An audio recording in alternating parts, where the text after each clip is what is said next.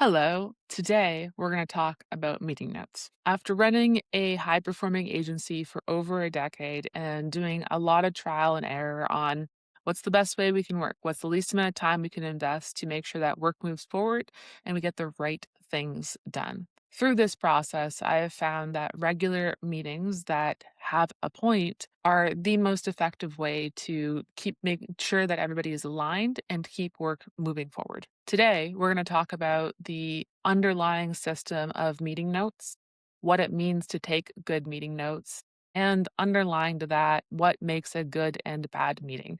Because we've all been in calls where it's like, this could have been an email, and there's no point of chatting here. Good meeting notes and good preparation for a meeting are what creates great meetings.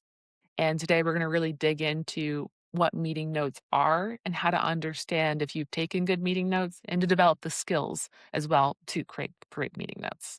Let's get started. So, meeting notes, the underlying thing that we need to understand is that meeting notes should move work forward. At BTN, we use meetings to create alignment, reduce noise, and drive action. When I say reduce noise, there's a lot of things that could be important to me that might not be important to another person, that could be important to somebody else. We don't know. And on the meeting, we want to align and understand, okay, like, hey, like what actually matters here? What's actually going to move the needle? What you're going to learn is why meetings matter, what good and bad meetings create. So it's not just like, oh, this is a good meeting and this is a bad meeting. It's like underlined that of like, how can you see the signs of a good and bad meeting to understand, like, okay, yes, this was good. What's the purpose of meeting notes? The BTN standard, active versus passive notes, and then the quality check to understand, okay, like, hey, was this good? What I have found is that the effectiveness of our work and our relationships with clients are very much hinged on meeting notes. It's the weightlifting of having great muscles, shall we say, or great meetings. So, what's the point of a meeting?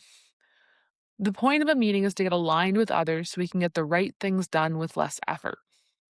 A lot of the times we can go back and forth through email or through Slack or somewhere else, and it can be sometimes hours of conversation where a quick 5-minute call to just kind of like figure out, okay, like, hey, what's happening here can clear out a lot of the noise. Now, it's really important that we're clear when you're jumping onto that call, though. What do we need to talk about? A bad meeting is a brain dump of let's just jump on a quick call and I'm going to brain dump all the things that are on my mind for you to sort out. And then you have to go and sort them out. And then we have to do another meeting. And then we have to do a meeting about that meeting. That's an ineffective use of meetings. What we want is we want highly effective meetings. A highly effective meeting is one that we're aligned with others so we can get the right things done with less effort. So there's stages of meeting notes. We have four. So one is note prep. So this is right before the call when you're jumping on and going through. If you've done this well, you should feel like you have all of your ducks in a row, that you know what you want to talk about, you have clarity on what you want to show, the questions you want to ask, and what potential directions you want to go through in the process. And sometimes during the meeting that'll change. But note prep means that you can show up to that call with confidence without being surprised. You can see I have some errors on my spreadsheet on my thing here. We're just going to ignore those for right now. During the call, we can lead with confidence of what needs attention. If you have prepped your meeting agenda effectively, there's not like this, like, okay, yeah, about this. Like, there's this scatteredness if the meeting agenda hasn't been prepped properly. But during the call, it should be pretty decisive about what needs to be chatted about. People have links ready, you have demos ready, you know what needs to be chatted about. It could be you might want to show a spreadsheet, you might want to show a demo, you might want to do a walkthrough, but you've already kind of prepaid like what you want to chat about on the call. The post follow up is the right after a call. At BTN, we do the majority of our work right after a call. Why? Everything's really fresh in our minds, and we're able to get more done in a period of time than 3 or 4 times the amount of scheduled time a day or two later, because everything is fresh and we're already in the flow of knowing the context of what needs to happen. This last one of the in between calls is probably one of the most important. And that is, even if we get a lot of the work done right after the call, there's still open loops and things that need to be checked, maybe have been assigned out to other people and this, that, and the other. And the trap that people fall in is that instead of doing it in between the calls when they're doing the work, so when I get new information, when approve a page and I get those next steps, adding it to the meeting agenda right away, I wait to my note prep period. And in my note prep period, I try to remember all of those things that I worked on for the past week and then put them all on the agenda at that point in time. This creates task debt and then ultimately produces less of a result because you have to try to remember all of that context. And if you do it in the moment, and it is a discipline to do it in the moment because there's some part of your brain that's gonna be like, oh, I just don't have time for that, or I just don't want to do that. But it will take you less effort to do it in that moment than it will the hour or two that you're gonna have to book out to do the note prep time rather than the 5 or 2 minutes that it'll take you to do it in the moment as you're doing your work. One of the things that we need to fight at BTN and in general in tech companies is noise. Our world is increasingly more complex, not just in business, but in general. If I want to buy a new frying pan, there's literally 30 different options. And how do you wait? How do you know which ones to do? That's one example of noise. But when we think about noise on meeting agendas, it can be oftentimes be conflicting priorities. It's not clear who's doing what. Are they doing it? Are we doing it? What? There's unspoken expectations that create invisible blockers. There's missing timelines of when does this actually need to be done? Like what date? When does it matter? When am I going to come back to you? There's incomplete requirements as far as it's not clear about what actually matters. And requirements is a little bit of a tricky one because people will often say, well, I just need to know all of the information. I just need to know all of the requirements. You're never going to. You need to get comfortable with being able to make decisions without having all of the information. When we're making decisions, we make the best decisions we can based on the information that we have right now. And then if there is something that's important, to have that as something that we want to move forward on, as I need to understand what this information is or what this thing is going forward. Forgotten decisions, things that are disappear or are vague potentially. A good meeting should reduce the noise, but we need to be really clear of like when we're cleaning up the agenda to go through and reduce down that noise as well. Why it matters for us specifically at BTN, and if you're running a tech company or you're in a technology centric company, after working with companies for over a decade and seeing what works and what really, really just doesn't, we wanna be able to clarify what matters, cutting through priorities and focus on what actually moves work forward. I've been part of teams and led teams where you just get caught up in the illusion of progress, where everybody's very, very busy and overwhelmed, but things just aren't getting done. And it's important that with good meeting notes, it allows us to cut through that noise to actually get the right things done because it's the 80/20 rule. You don't need to do all of the things. You need to do the right things, but having clarity and really pushing to say, okay, like what actually matters here is what allows us to do that. We want to reduce the back and forth, fewer conversations because every one of those conversations just takes time and just adds to our overwhelm. We have more work than we know what we can possibly get done. So we need to be really aware of how we're spending our time, and lots and back and forth is a really ineffective use of time. We want to work less and get more done. We want to prevent forgotten promises, and this is really an erosion of trust.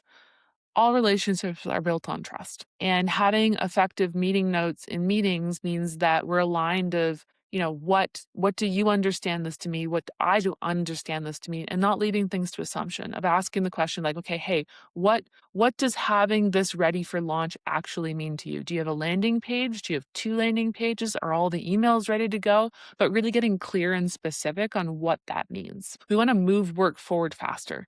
I like to move. I like to get things done. And in order to do that, we need to have effective meeting notes. We want to keep clients confident because when clients work with us, typically it's not just their business or their websites or their tech as part of their company. It usually is the backbone of their company. And I take it as a really high standards of, thank you for trusting us with your tech because it's like trusting us with your babies. And we wanna make sure that we're holding that safely and ensuring that we're clear with our communication, because a lot of the trust erosion is just a lack of communication. What a good meeting does is it provides clarity on what matters most, what's changed, because, especially in the tech and in our very complex world, things change in time. And it's not about knowing all the answers. It's about, as new information comes up, to let people know and to communicate that information and to align back with them. What was decided is like more on like what direction we're going to be going in. Again, people tend to kind of say, okay, like, hey, I just need all of the information. I was like, you are living in a fairy tale. We never have all of the information. We make the best decisions we can with the information that we have right now. We need to understand what needs to happen next and an overall direction of where we want to go. We are not predictors of the future, and especially with the rate of change of technology, we need to be comfortable of making decisions and then figuring it out as we go along. A bad meeting creates vague action items. There's generally some emotional undertones of unhappiness, of frustration. There's unclear ownership. There's missing timelines. There's a whole bunch of cleanup. Oh, I'm going to move that there. I'm going to move this there. I'm going to do that later. Call it task debt.